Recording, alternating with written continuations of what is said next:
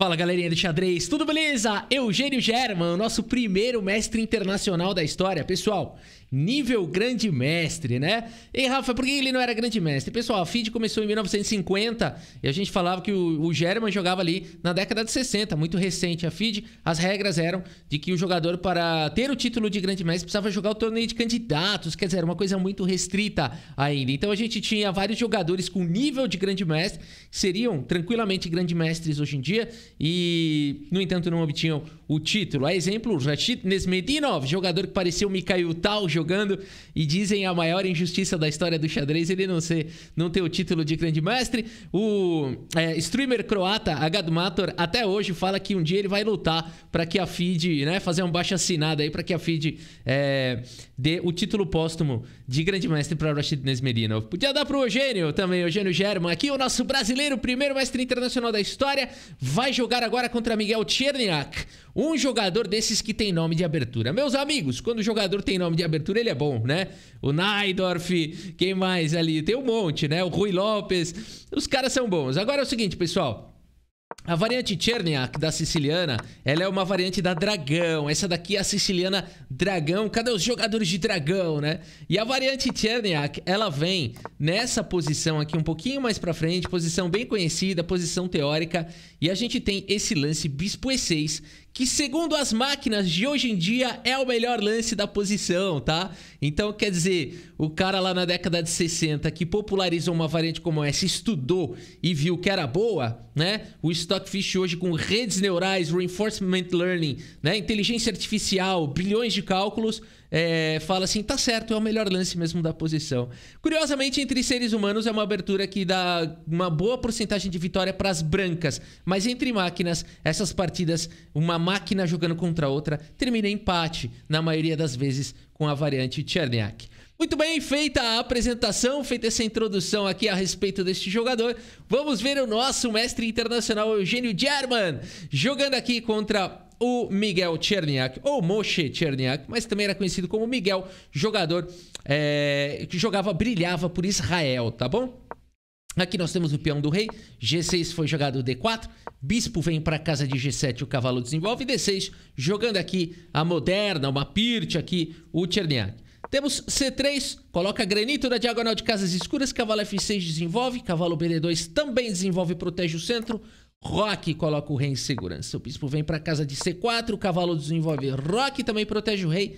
Bispo vem para casa de G4, cavalo cravado. E agora? Aqui nós temos o lance torre E1, E5 diretamente ataca o centro e aqui D5 atacando o cavalo.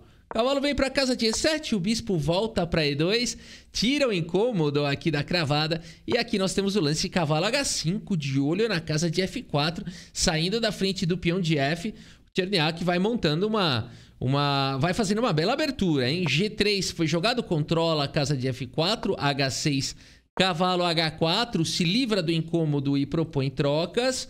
Aqui praticamente forçou as trocas, porque bispo D2 estaria vindo bispo por H5.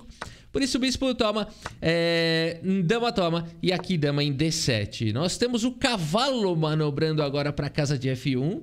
Será que é a luta pela questão aqui de F5? Vamos ver, né?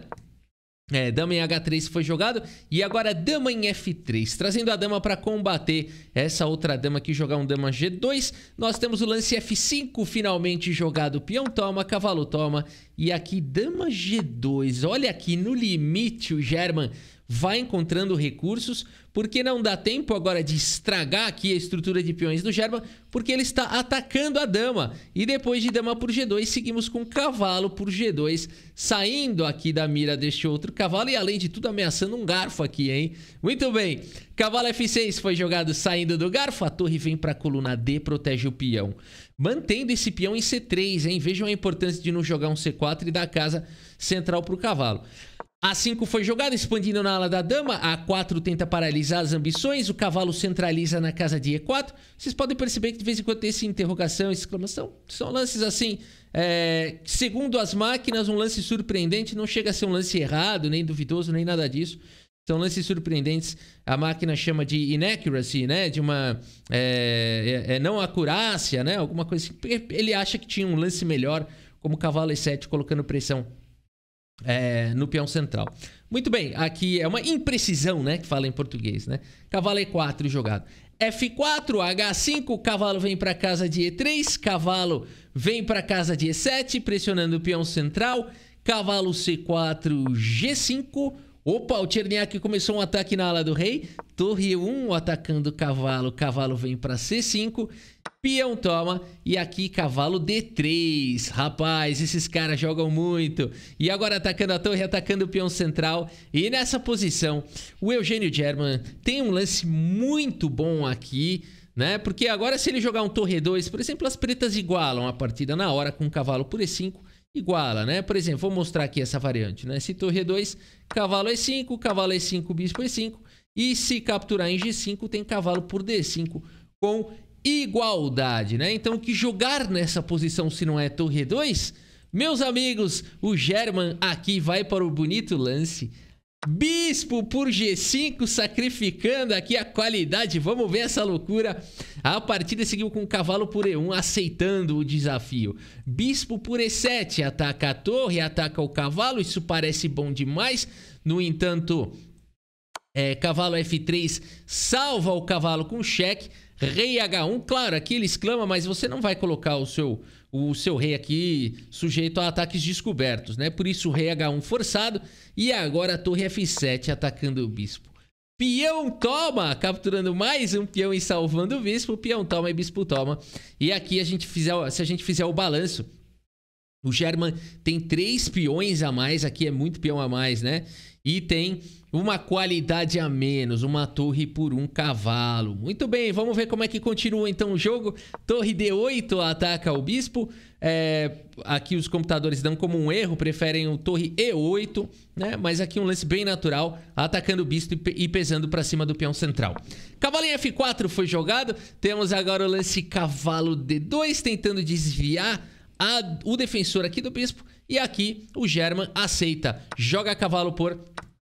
Temos torre por bispo e o cavalo volta para C4, atacando a torre, atacando o peão e dando suporte para o peão passado. Que loucura! Torre volta para D8, torre D1 vem dar suporte para o peão que vale ouro. Vale mais do que dinheiro. Aqui a partida seguiu com H4 e agora D6, meus amigos, disparando esse peão passado. O bispo vem para casa de F6, cavalo E6. O computador não gosta do lance. Entre seres humanos cria problemas práticos. Aqui atacando a torre. Se você ficou curioso, o rei G2 é o lance do computador. É um lance que a gente consideraria fazer também, né? Trazendo já o rei pro jogo. Mas cavalo E6 é um excelente lance. A torre vem para casa de 8, o cavalo volta para F4. E aqui bispo D8 jogado pelo Cherniak. Parece que aqui um torre E4 seria um pouquinho melhor, traria um pouco mais de problema, mas é o que vai acontecer daqui a pouco na partida. Bispo D8 foi jogado, a torre vem para casa de D5, pressão para cima do peão. H3 e agora ameaçando o quê? Ameaçando o quê? Ameaçando nada. Vou tomar aqui esse peão. Cuidado, checkmate aqui, né? Então, por isso o torre D1 foi jogado. E agora a torre E4, agora atacando aqui o cavalo. B3 no limite, protegendo o cavalo. Esse peão aqui virou prioridade. Rei F8 foi jogado aqui. Seria possível... colocar mais pressão também para cima do peão. Seguimos com cavalo por peão e agora a torre em F3, atacando os peões aqui da terceira horizontal. Torre C1 faz a proteção, a torre vem para casa de F5 e agora o cavalo sobe para casa de F4. B5 tenta separar aí, quebrar, criar um alvo aqui em B3, né? Cavalo D2 não permite isso, torre vem para casa de E3, mais uma vez pressionando os peões, peão toma, torre toma e aqui C4. Meus amigos, isso daqui tá ganhando vida, tá ganhando forma. É uma formação Pinóquio, daqui a pouco tá se mexendo, falando. A partida seguiu com torre C5 e agora cavalo F1 aqui atacando a torre. Torre vem para casa de E4, cavalo D2 ataca a torre, torre 3, cavalo F1, torre E4. E aqui o Cherniak, né? Dá aquela olhadinha e fala, acho que aqui tá empatado, né? E o Eugênio German fala, nada disso, meus amigos. Rei G2 aqui, indo pro jogo, evitando as repetições. Rei E8 foi jogado, tentando controlar o avanço do peão passado. Torre na coluna D, o rei vem para casa de D7, o rei vem para F3, torre atacada volta e o cavalo vem para o jogo. As peças aqui se movimentando. Torre C6 pressiona o peão, cavalo em F5 faz a proteção, o computador dá um erro aqui. Que mais a gente poderia jogar aqui, né? Ele fala para jogar esse lance, cavalo de F em D5. Tudo bem, tinha alguma outra continuação tática aqui. Com C5 aqui, bastante interessante, né? Ameaçando o cavalo F6, ataque descoberto e ganhando qualidade. De fato, seria uma boa continuação o lance cavalo de F em D5 aqui, um lance poderoso, né? Ainda assim, bem complicado, né? Porque não precisa tomar, pode dar cheque, pode jogar outras coisas aqui, um A4. O jogo aqui vai embora ainda de uma maneira emocionante, né? Preferiu jogar com cavalo F5 aqui o German. Temos A4, torre em A1. E aqui a torre vem para casa de C5, o cavalo atacado vem para casa de G7, ataca a torre vai lá para H8. Torre por A4, captura o peão. Torre por H2, também captura o peão. E o cavalo de G volta para casa de E6. Ataca o bispo, ataca a torre. A torre vem para casa de A5, propondo trocas. Cavalo por bispo, simplificando para um final. Torre por torre, peão toma rei por cavalo. E a gente tem esse final. Cavalo e 4 peões contra a torre. Será que dá para ganhar? Depende, né? Falar assim para alguém, será que cavalo, rei e 4 peões ganha contra rei e torre? Depende da posição do rei, dos peões, né? Vamos ver aqui. O que você tem que fazer agora é levar o rei, ó. Rei E3 foi jogado, rei D7, C5 salva o peão rei C6, cavalo D3 no limite, protegendo essa cadeia de peões, rei D7. E agora, hein? A gente fica na dúvida aqui, para que lado vai o rei? E o German ensina a gente, né? Vai pro lado da onde o rei vai ser mais útil, né? Nesse lado aqui talvez dê para jogar também, para dar apoio para esse outro peão, né? Mas vamos ver a escolha do German aqui, da estratégia, o plano dele. Ele centraliza o rei na casa de D4, rei E6 foi jogado, rei C4, a torre A2 ataca o peão, rei B5 protege, o cavalo está atacado, o cavalo vem para B4, torre por G3 cai aquele amiguinho, A5 dispara o peão, nós temos o rei em D7, o rei tenta ir à luta, A6, torre em A3 tenta paralisar o avanço do peão, o cavalo vem para C6, ixi, pendurou o cavalo, torre, cheque, rei C4, pendurou o cavalo, nada disso, a torre aqui tá atacada, né? Então a partida segue com torre B1, mantendo o rei cortado aqui do tabuleiro. German tem o cavalo atacado, segue com rei D5. Se ele levar um cheque aqui, vai perder o cavalo? Não vai, o cavalo volta. Por isso, torre A1 foi jogado, tentando parar o peão. A7 de qualquer maneira. Final emocionante, a torre vem para A2, meio que passando a vez. Cavalo em E5 com cheque rei C8 e aqui rei E6. É hora de abandonar mais um dos peões, mais um dos amiguinhos. Nessa posição o Cherniak joga o lance torre por A7, mas logo na sequência abandona aqui a partida.